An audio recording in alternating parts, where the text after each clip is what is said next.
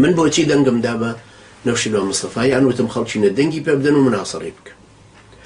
دوو حیزبی تاغوتی پارتی وێچێتی هەرچی کوفر و بێدینی هەیە بڵاویان کردو، هەرچی دەسەڵاتی کوفرانە هەبوو کردیان بە قانون، هەرچی قیەمی ڕۆژئاوایی بەرەڵایی هەیە کردیان بە قانون. ئەو پێویست ناکات چونکە هەر یەکێک لە ئێوە هەرگوێی ڕواابێ ئەزانێت کە ئەو کوفرانە هەمووی واضح و سەریحن لە لای دوو حیزبی میلیشیایی تاغوتی کە پارتی وێچێتی. ئەمانە دەسەڵاتی سیاسی فکری ئاڕاستەی کۆمەڵگە و ئیدارەی دەوڵەت و نەوت و اقتصاد و زەریبە و هەموو شتێکیان کەوتە بەردەست. دزی جەردەی عەمالەت خۆفرۆشتن بە تورکیا بە ئێران بە غەرب بە ئەمریکا بە هەموو کەس. خۆیان بە ئەمریکا فرۆشت بۆی ساغ بمێنن، خۆیان بە ئێران فرۆشت بۆی ساغ بمێنن، خۆیان عەرش و قورشیان هەر بمێنێ، بەڵام لەسەر حسابی میلەتەکە و لەسەر حسابی ئەو هەموو خوێنەی کە خەڵک لە ژێر ئاڵای ئەوانە دابووی. ئەوە جگەلەوەی 36,000 مەیت کەوتبوو لە بینی هەردوو لایەنە، کوژراوی هەردوو لایەن کە ناویان نابوو شەهیدان.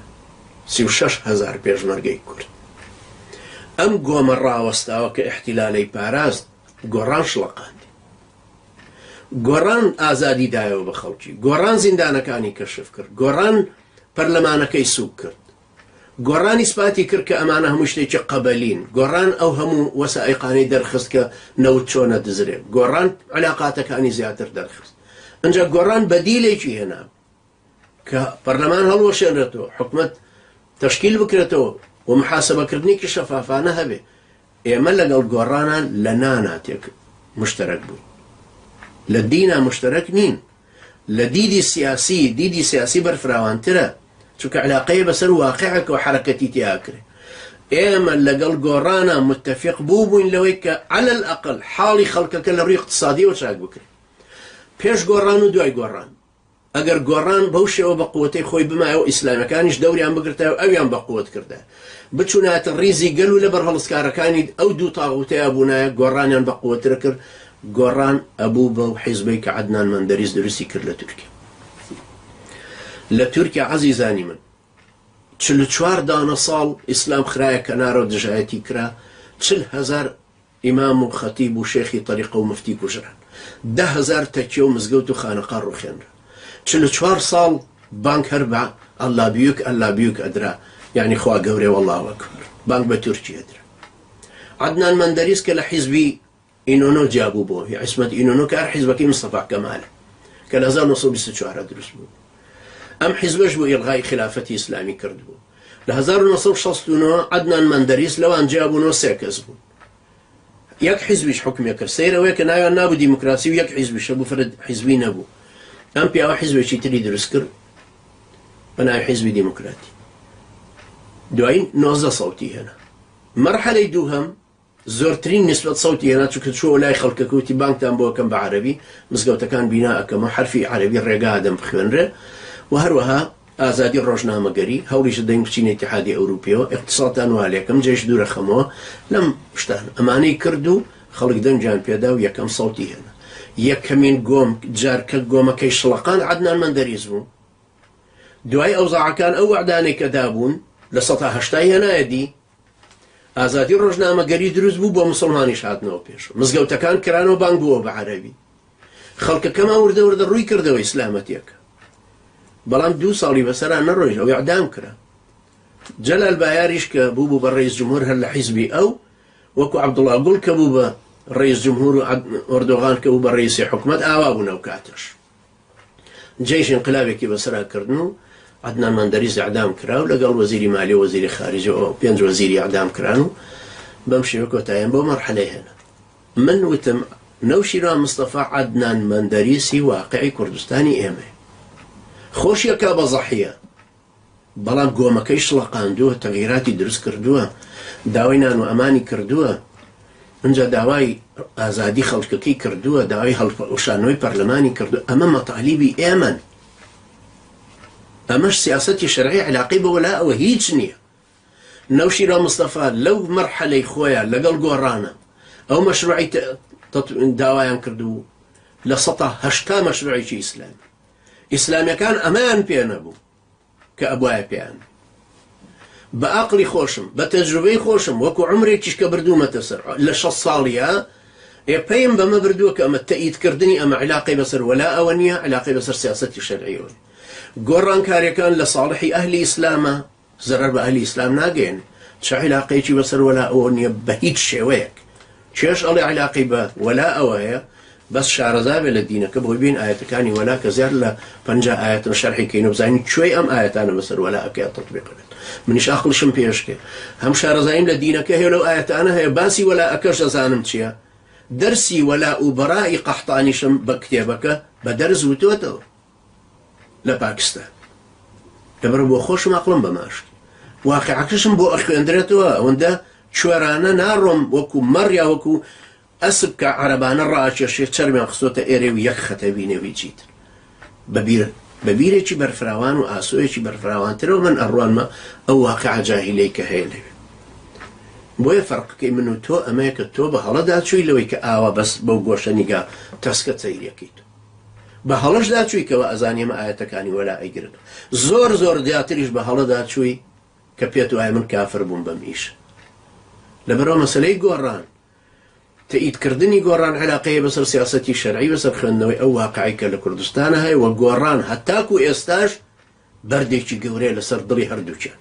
ڕاستە لە یەکێتی نزیکە بە حکومیەوەی لە تاریخیانە تێکەڵ بوون، ئەوانە 40 ساڵە یەکتریان ناسن. یعنی تۆ بڵێ عومەری سەید عەلی لەگەڵ تەرەفەکەی ترە ئێبرا 40 ساڵە خەباتەکەن پێکەوە.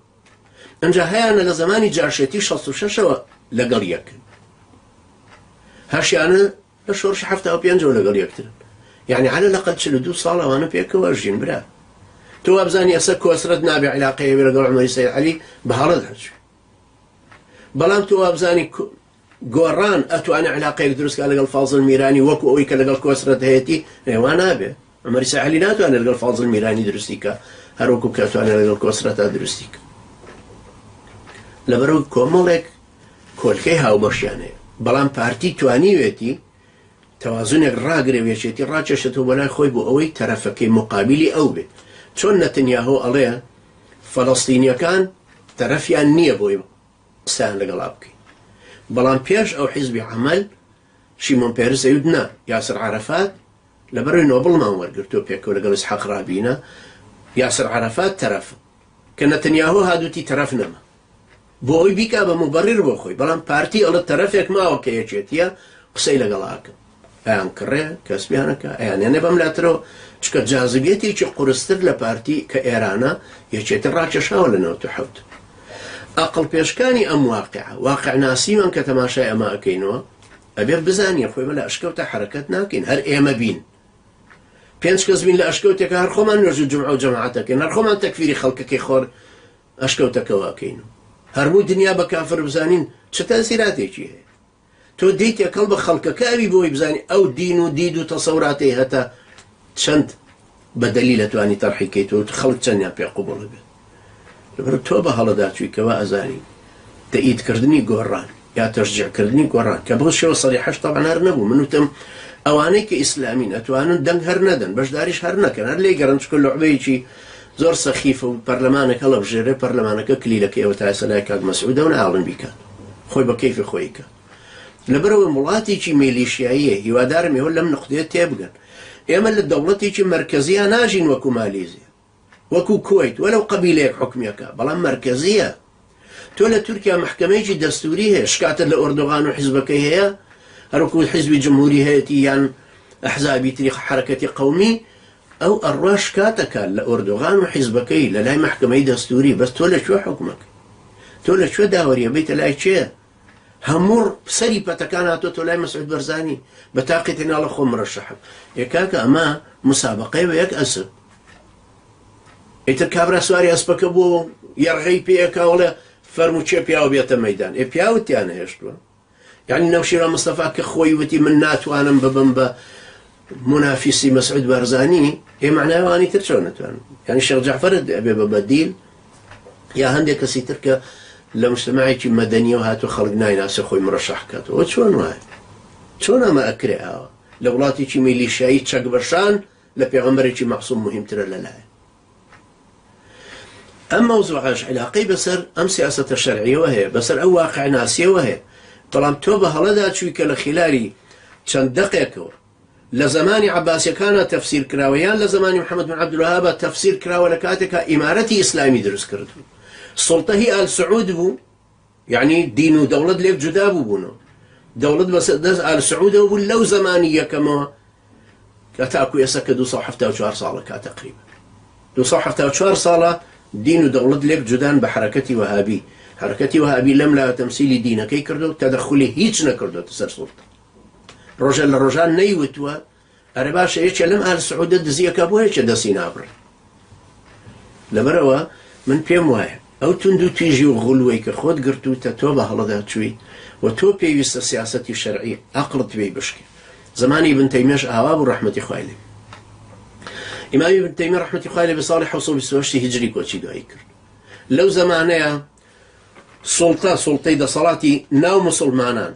الضريبي دانا بو لسر لش بيسك لسر داون بيسك لش فرشك يعني تو تصورك وكو الروما وكو إغريق الرومان قانوني كفرين بلام ابن تيمية شورشي بران بردرز نكردو چونك تترو مغول هجوم يعني نابو وسر بغداد أو زمانه هم صوفيا أمت بحالتي كي جماعي انتحاري كردو لم صوفي قريتها وازي للدنيا ينابو تكير كان ناوي آودان دروي بيران التليسايا غرباراني تليسان حضارت لشو بيش كوتو إمام ابن تيمية وكو قولك لصحرايا هات أبام شيوي هات بيش انجا إمام ابن تيمية كجوابي تترو مغولي دايا وچو ولاي محمد قازان برانبر بصليبيا كان وسايا برانبر صوفي قرتي وبرانبر بأشعري وماتوريدي وغلوي أواني تروبة هنا خلق كي بفقه دليل فرورد كردو هنا وسرديد ويكي عقائدي السلف دوري إمام ابن تيمية كردي لما من فرقان دايا معناه يواني شمشيريكي تشوراني بيه وبدست وبراس وتشب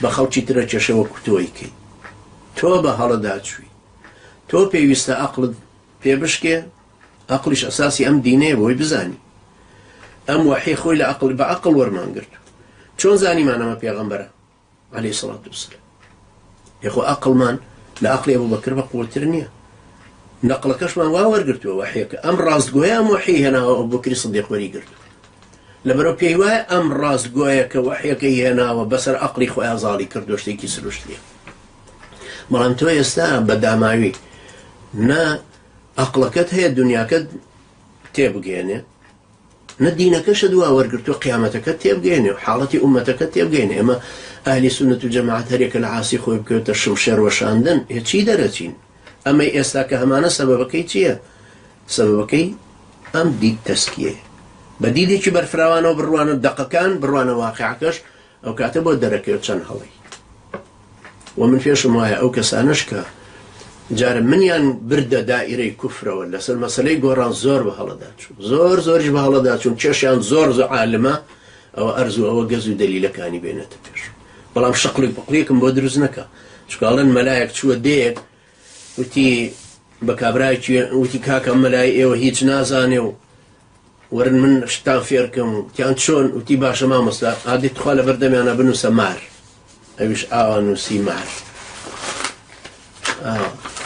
نوسی مار دوایی تیان کابرای فێڵباز و چەواشەکاری وتیان ئادەی تۆ بنووسە مار ئاوایەکی کردو وتیەوە منیش نووسیم مار ئەنجا بە خەڵکەکەی وتی تخاوی من مارەیە ئەوە مار خەڵکەکەش وتیان وەڵا بابەمەی تۆ مارە پێ بەڕاستی ئەمەش لە مارە چ تۆش نابێ وە خەڵک چەواشەکەی وەڵا ئەمە ئاەت و دەلیلەکان مەمەلاکرەکار کافرە یا ئەم وەلاءە ئاوایە بۆیە تۆ ئەبینی ئەم برا ئەشکەوتیانەمان بۆیە ئەڵم برا ئەشکەوتی چونکە تەفکیری زۆر ساویلکەیە و ئازانە لە ئەشکەوتە دانیشت ئەم برا ئەشکەوتیانەمان ئاوە بەنووچی قەڵەم هەر ئاوایەکە یەک گرتو هەمووی کافر کۆمەڵ هەمووی کافر بزوتنەوە هەمووی کافر مەدخەلی هەمووی کافر فەتحوڵا گولان هەمووی کافر سۆفیەکان هەمووی کافر مەلای ئەوقاف هەمووی کافر ئەوانەی هەلی مزگەوتن تەکفیریان بەتاقود نەکردووە هەمووی کافر چێمایەوە لە پۆلی ئەم خەڵکە چل کەسەکەش لەسەر ئینتەرنێتن دوان ناوی مشتەرەکیان هەیە مایەوە دە کەسەکەش اختلافی تەیە کە وەختە گەزانین بووم بە دوو گروپەک و ئەمیبە تۆزێ حەجمی زیادەکا بێتەوە بە دوو خەلیە نابێ برا دینداری واوەرناگیر هەر دینەکە واوەرناگیر دین وانە هاتوو دینەکە خۆی بە دیدێکی بەرفراوانەوە هاتوو خۆی گەور باسەکە إن الذين كفروا إن الذين آمنوا إن الذين آمنوا والذين هادوا والنصارى والمجوس والذين أشركوا باسي هميان بجياوازك ودوايا أفرما يفصل بينهم يوم القيامة فيما كانوا فيه يختلفون ولو شاء الله لجعلهم أمة واحدة. إخوائي بالردقار أيوه أم اختلافات أنا هر أبين روبدا ولذلك خلق ولا يزالون مختلفين إلا من رحم ربه. خلاف هي واختلاف هي، اختلاف قبولك خلافك قبول نية. لبرو من وأزانم توبة هلدات شي برا برزك ومن براسي وكو دوستاتيش وكو خوشويستيش وكو أهل إسلاميش من مبرا أشكوتيانش هرب براي خوم زاني أوشي كمني شي بكافر دانا هرب أهل إسلام مزاني وتو خو أجر أو تصرفي جوا برامبر بمنك من ناتو أنا أوي برامبر بكم وبالتأكيد شو من بدليل الشرعي ما دعاء مسؤوليتي يجي جورتيش للدنيا قيامة لسرشاني منه وايجوري مشويش هداية بدا وايجوري برجامان روشن كاتو تيمانجين الذين كيوسين فراوان مانكو سينا مان بركال خوش يستي خويا. أقول قولي هذا واستغفر الله لي ولكم وجزاكم الله خيرا والسلام عليكم ورحمة الله.